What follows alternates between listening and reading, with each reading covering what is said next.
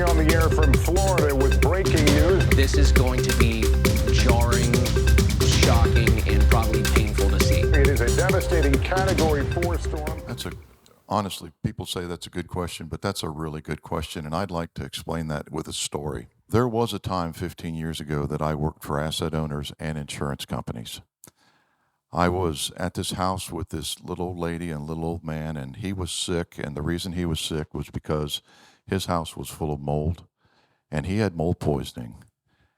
So they had a little backup in their kitchen, and they had an island. And when I walked in the house, I knew there was an issue beyond the island, but I was working for the insurance company. So I called the desk adjuster and I said, "We have a real problem here. There's a lot of mold in this house." And they said, "That's fine, but you're only hired to test the island." So I did test the island. I did everything I was supposed to do, and I even explained it to the homeowner. I said, "I'm sorry, I know you have a problem." I found out 2 months ago, 2 months after that incident, that gentleman died.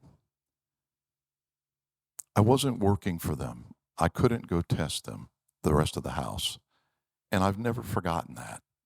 Had I done that, I don't know if it would have been different, but I know that I would have felt differently about it. So I don't work for insurance companies anymore. I don't work for them. I won't be paid by them. I can let you be reimbursed by them. That would be fine with me.